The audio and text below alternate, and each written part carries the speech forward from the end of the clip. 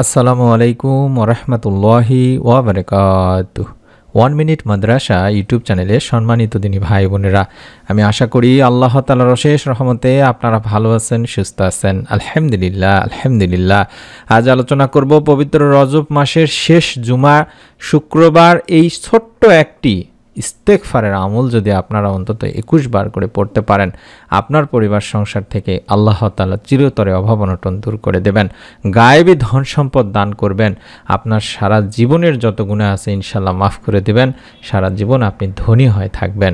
আমি অনুরোধ করছি, রজব মাস চলে যাচ্ছে, এই রজব মাসের শেষ জুমা আজ, এই জুমাবার বা শুক্রবার দিনে রাতে অবশ্যই বেশি বেশি করে এই আমলটি বা ইস্তেগফারের আমলটি করবেন। নিয়মটি জানার জন্য হলেও আমি অনুরোধ করব ভিডিওটি মনোযোগ দিয়ে সম্পূর্ণ দেখার। ইসলামের দৃষ্টিতে পবিত্র জুমা ও জুমাবারের রাত দিন অপরিসীম গুরুত্বপূর্ণ, কারণ জুমার দিনকে সাপ্তাহিক ঈদের দিন বলা হয়েছে। জুমার দিনের সওয়াব ও মর্যাদা ঈদুল ফিতর ও ঈদুল আজহার মতোই এই দিন ইসলামী ইতিহাসে বড় বড় মহৎ কিছু ঘটনা ঘটেছে। জুমার গুরুত্ব রব্বুল আলামিন আল্লাহ তাআলার কাছে এত বেশি যে কোরআনে জুমা নামে একটি স্বতন্ত্র সূরা নাজিল করেছেন। সুবহানাল্লাহ।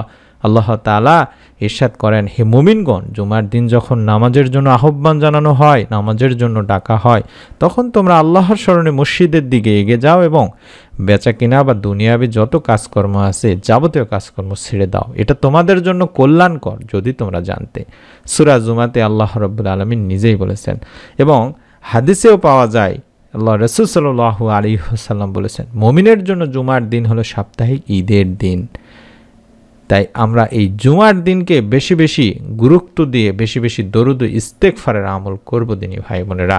ইস্তেগফার এমন একটা আমল, এই আমলের ওসিলায় আল্লাহ তাআলা বান্দার সমস্ত গুনাহ মাফ করে থাকেন, সমস্ত পেরেশানি দুশ্চিন্তা অভাব অনটন দূর করে থাকেন। আমরা মানুষ প্রতিদিন বুঝে না বুঝে নিজের অজান্তে অসংখ্য ভুল করে বসি, অধিকাংশ সময় জেনে বুঝে শুধুমাত্র শয়তানের কুপ্রবৃত্তির অনুসরণ করে পাপ করে ফেলি। তবে রব্বুল আলামিন আল্লাহ তাআলা পাপাচারে লিপ্ত বান্দাদের ক্ষমা করে দেবেন জন্য ক্ষমার দুয়ার খুলে রেখেছেন, জন্যই এই ইস্তেগফারকে রেখেছেন। তাই মানুষ যত ভুলই করুক না কেন, অনুতপ্ত হৃদয়ে আল্লাহ তাআলার কাছে ক্ষমা চাইলেই তিনি ক্ষমা করবেন। মানুষকে আল্লাহ রব্বুল আলামিন ক্ষমা করে দেবেন, তার একটি ওসিলা বা তার একটি কারণই হলো এই ইস্তেগফার। যদি ইস্তেগফার করো তাহলেই ক্ষমা পাবে। কোরআনুল কারিমে আল্লাহ তাআলা বলেন, এবং আমি অবশ্যই ক্ষমাশীল তার প্রতি যে তওবা করে, ইস্তেগফার করে, ঈমান আনে, সৎকর্ম করে ও সৎপথে অবিচল থাকে। সুবহানাল্লাহ। আর এক আয়াতেও বলা হয়েছে, যে ব্যক্তি কোনো মন্দ কাজ করে অর্থাৎ পাপ করে ফেলে বা নিজের প্রতি জুলুম করে বসে, তারপর আল্লাহ রাব্বুল আলামিনের কাছে ক্ষমা চায়, সে অবশ্যই রব্বুল আলামিন আল্লাহকে অতি ক্ষমাশীল পরম দয়ালু হিসেবেই পাবে। সুবহানাল্লাহ সুবহানাল্লাহ। আল্লাহ রাসূল সাল্লাল্লাহু আলাইহি সাল্লামের কোনো গুনাহ ছিল না, তিনি ছিলেন একদম নিষ্পাপ। এরপরও তিনি দিনে রাতে প্রচুর পরিমাণে ইস্তেগফার পাঠ করতেন, আল্লাহ তাআলার কাছে কেঁদে কেঁদে ক্ষমা চাইতেন, কেঁদে কেঁদে দোয়া করতেন।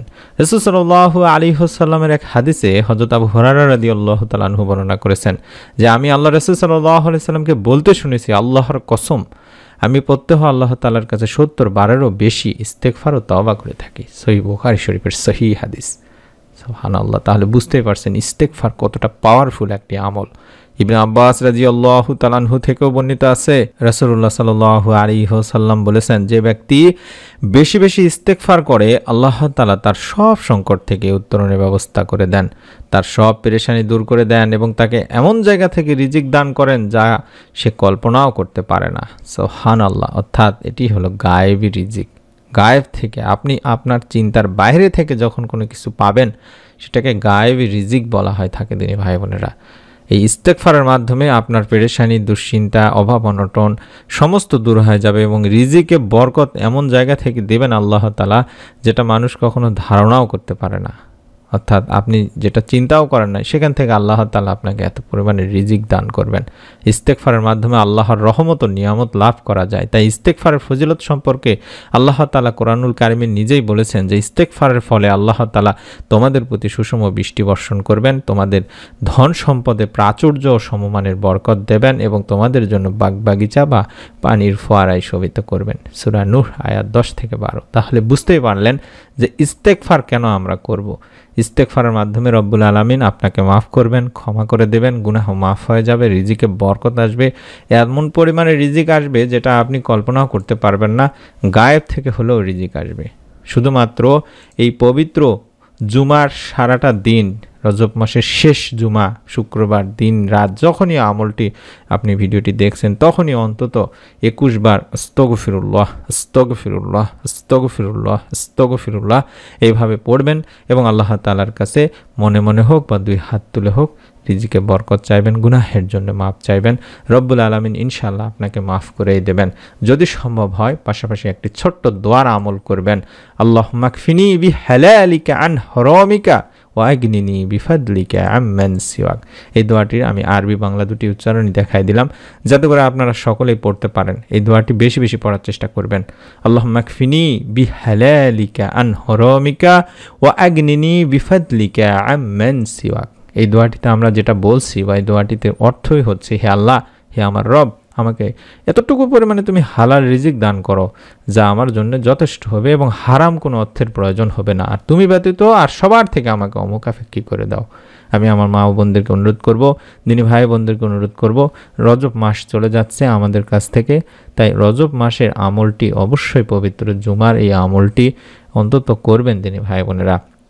মনের মধ্যে একটি বিশ্বাস নিয়ে অন্তত ভিডিওটিতে একটি করে নিয়ত করে কমেন্ট করে ফেলুন, অর্থাৎ কমেন্টের মাধ্যমে নিয়ত করে ফেলুন যাতে করে আল্লাহ তাআলা এই কমেন্টের নিয়তের মাধ্যমে রব্বুল আলামিন আপনার মনে নেক আশা পূরণ করেন, পরিবার সংসার রিজিকে বরকত দান করেন, অভাব অনটন দূর করেন, হালাল রিজিক দান করেন, এতটুকু হালাল রিজিক দান করেন যার জন্য অন্য কোনো হারাম অর্থের যেন প্রয়োজন না হয় এবং কারো মুখাপেক্ষী হওয়া না লাগে।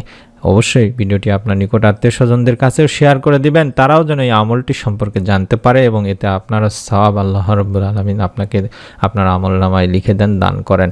পরবর্তী নতুন আমলের ভিডিও আমরা যখনই দেব মিস না করে ফেলতে চাইলে অবশ্যই আমাদের চ্যানেলটির সঙ্গে থাকার অনুরোধ করছি। সকলে ভালো থাকুন, সুস্থ থাকুন। রব্বুল আলামিন আমাদের সকলকে এই ছোট্ট আমলের ওসিলায় আমাদেরকে মাফ করুন, আমাদের পরিবার সংসারের রিজিকে বরকত দান করুন। আমিন। আসসালামু আলাইকুম ওয়া রাহমাতুল্লাহি ওয়া বারাকাতুহু।